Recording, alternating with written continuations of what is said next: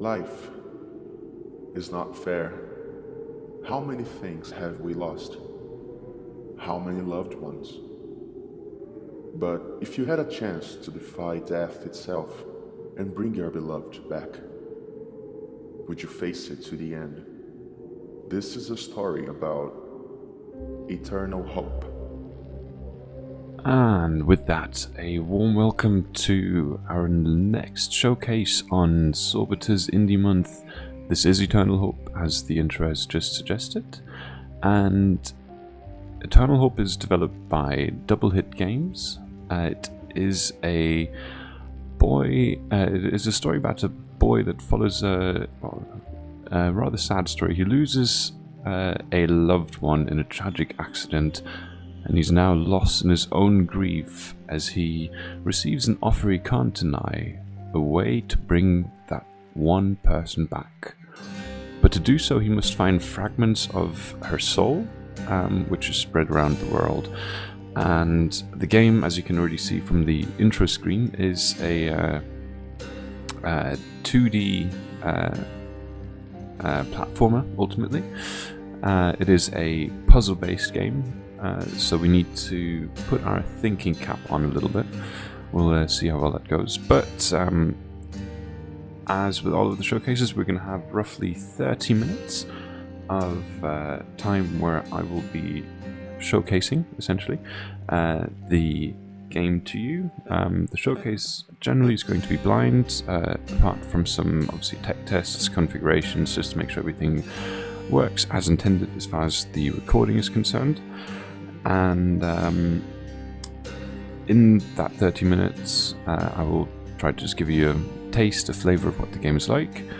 And in some cases, as the case is, sometimes the games do tend to finish a little bit earlier, but we will see how things go with Eternal Hope. That is enough of me rambling on. I would say let's dive right in and see what Eternal Hope has to offer. Press any key to continue. Okay, so we've got WASD, KLW, and space. Okay, that sounds good. Do you know what? We always, with these kind of platform games, I always end up going to the right, but I'd like to see if there's anything hidden on the left side, just as a precaution, if you will. The art style very much already reminds me of something like Limbo or Inside in a way. It looks a bit macabre, a little bit noir in a way. But that's not a bad thing, and I already mistimed that jump. That was smooth going. We have a little fairy that follows us. The fairy is going to help us with... Oh, can we go down that? No. The fairy is helping us with essentially solving... Oh, this is not good. Whoa! Okay. There we go. Whoa, no. Oh, okay, missed that one. Right, so as I was in the process of saying, before we were rudely interrupted by the bridge collapsing on us, the fairy is helping us with solving puzzles. I believe it comes in the form of a jingle, or was there anything up here that I can get up? No. Okay, so the fairy is helping us with puzzles, or makes us aware of them, which then of course help us to progress further in the game. The button that I've just pressed, or the feature, or the game mechanic that we've just enabled, is essentially the dark side of the world, which, let me just trigger it again, allows us to see elements of the game, or elements of the world that we wouldn't normally be wary of or able to discover. This ability is given to us through our light companion and the fairy, essentially. And oh, look at that! It reminds me a bit of what are they roasting? I was going to say it looks like trolls of some kind, forest trolls maybe, or goblins, and the scene kind of reminds me of The Hobbit, wasn't it? Where they come across the mountain trolls, whatever they are, forest trolls, who are getting ready to roast some hobbits. And look at that in the background. There's a little. Here we go. There's a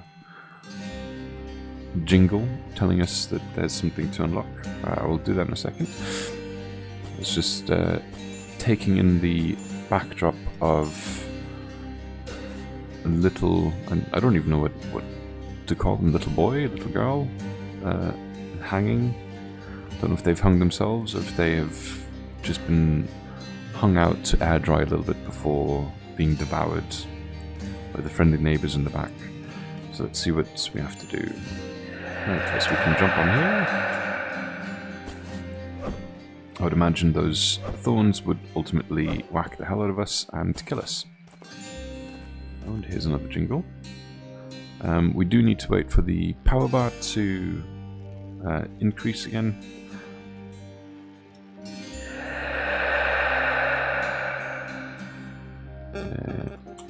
No, okay.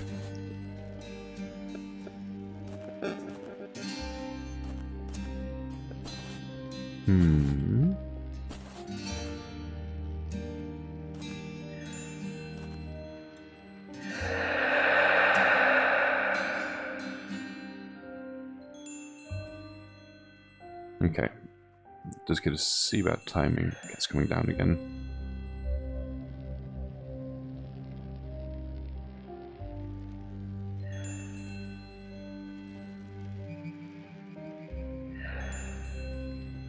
Okay, so is the fairy telling us?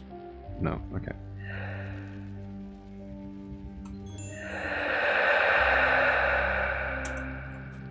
Nope, that was not well timed.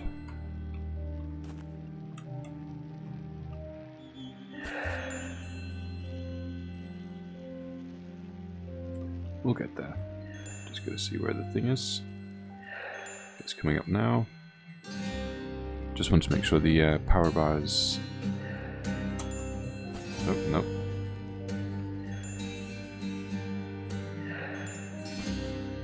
Okay, well, it's coming down now. No! Okay. Can I... Ah. Well, I was going to say, can I move something? But yes, clearly I can. So...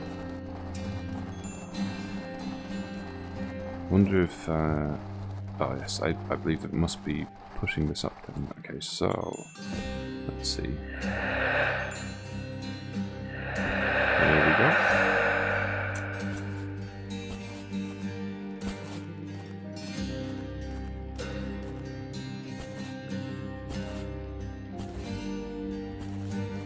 We come to a...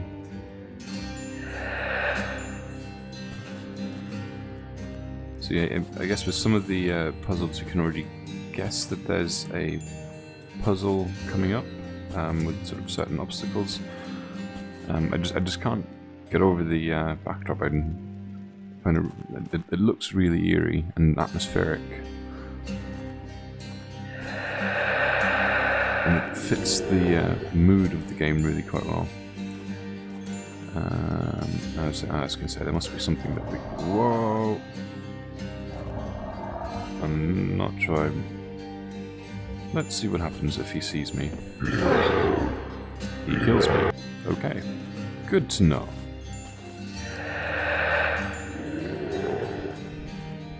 What about that hedgehog up there?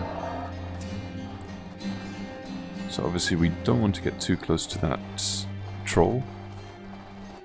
I'm not entirely sure whether the troll's been captured. If it is a troll, I'm going to call them trolls.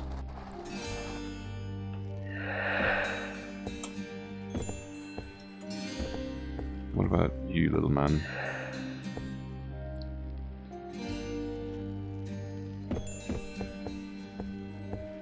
I'm guessing I can free you.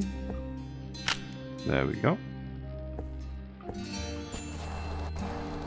What are you going to do to the...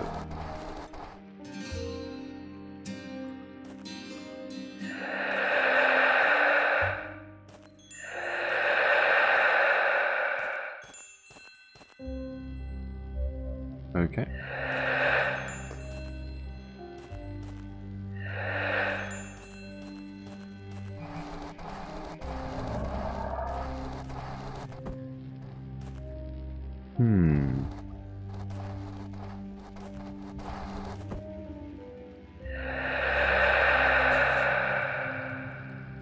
I have a feeling if I jump on here, it's locked, yes.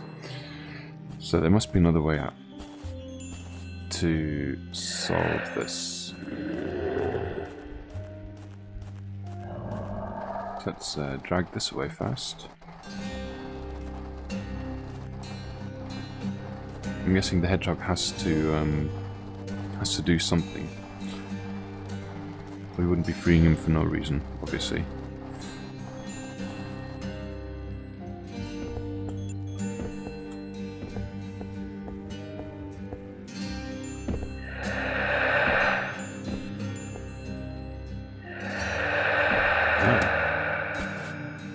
I see. So there was a carrot. Let's see what the carrot does. Is the hedgehog going to eat the carrot, I'm guessing? Ah. Oh. We sacrificed the hedgehog. That's also one way of doing it. So we saved the hedgehog to kill the hedgehog. Lovely. No morals in this game. But I guess you would do anything for your loved one, including sacrificing a poor little hedgehog.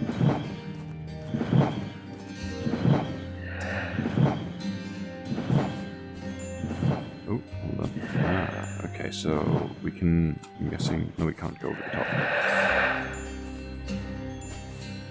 Actually, one thing I want to test, what happens if I... Okay, nothing happens. I thought maybe do I get squished then? Okay, so there's multiple ways. Let's first go to the top, see what happens up here.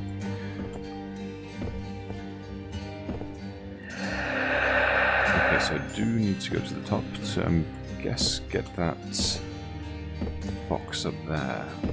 Okay, let's do that quickly.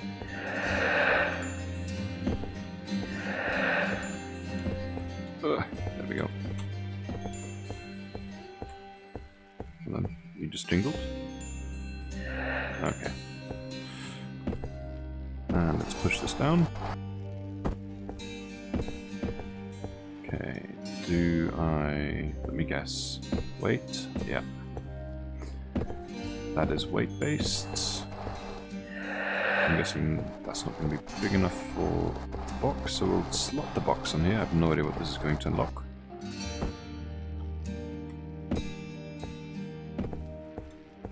I'm sure I could just jump down the side, but we'll walk the long way around just to make sure we're not missing anything.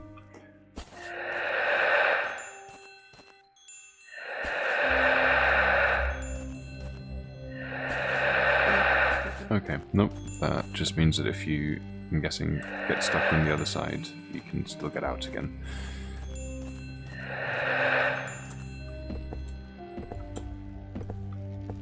There we go. So let's see where this takes us.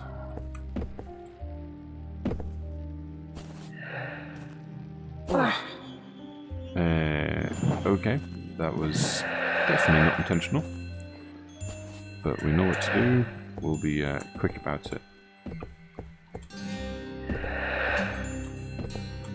Nope. Okay, there we go. Jump.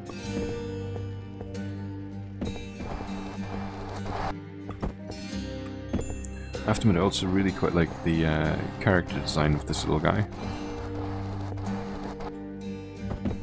Although a name would be nice as well. anybody knows what our little boy is called, our little character here. Oh, this is going to be time-based jumping. I'm not very good at that.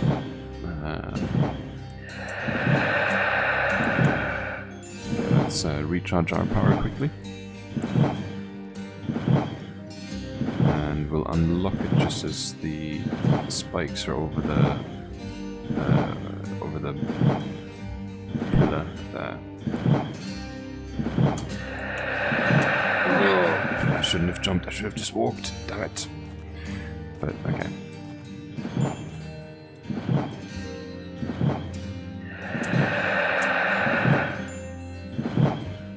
I'm sure we could all do it within one power bar, but let's not risk it, eh?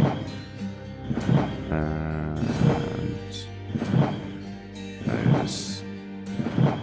Oh, went too early.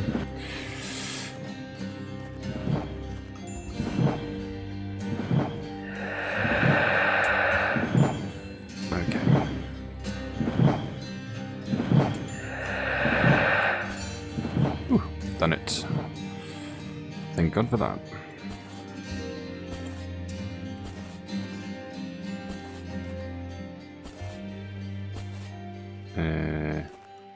Hello? Buddy? Sup? So this is definitely going to fall on us, isn't it? Or as soon as we scare that birdie there, it'll fly through the rope and we then have to run away from the tumbling rock. That's my prediction. Let's go for it. There we go, there we go. Oh bugger. It's picking up speed.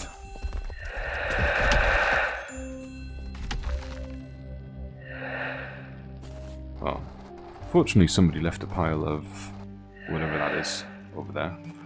And that elk is looking at us like, what the hell are you doing?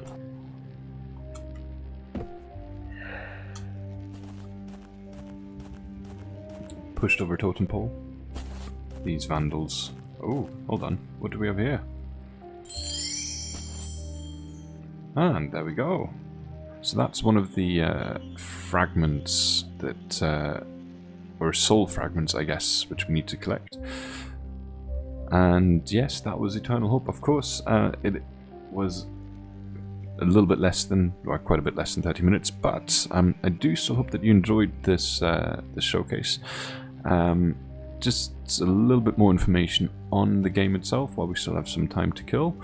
Eternal Hope, well, as you have seen, obviously is a 2D physics-based puzzle platformer, where ultimately we have to use our light companion, our little fairy, to uncover hidden passages to essentially shift between two different dimensions, the real one and I guess a shadow dimension, if you will. According to the developers, Double Hip Games, they were inspired by games like Limbo, Ori, The Blind Forest, and Legend of Zelda, and I think a lot of that really shows, particularly from the sort of art style of the game, the type of puzzles, the general sort of atmosphere and flair of the game. I think really comes through, and I think you can tell where they got their inspiration from, and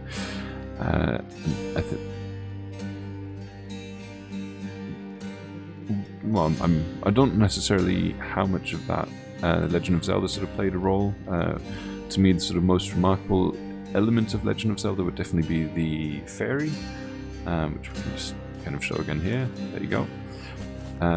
You know, sort of the whole sort of idea that it triggers a jingle or some kind of alert to say, you know, so, hey, here's a puzzle that you need to sort of interact with. But that by no means is a bad thing. I absolutely loved all of those games. Limbo, Ori, Blind Forest, they were spot on, and the Zelda series definitely is one of my all-time favorites. I'd say Ocarina of Time, definitely one of the best Zelda games out there. The game should hopefully be released sometime in the third quarter, Q3 2018, so sometime around autumn this year, and they are sort of definitely chipping away on the game. I will be posting the link to the game into the description below the video, so you can of course read up on it yourself and download it yourself. Obviously download this demo, play it for yourself, see how you like it, how you get on with it, but definitely keep an eye on this one.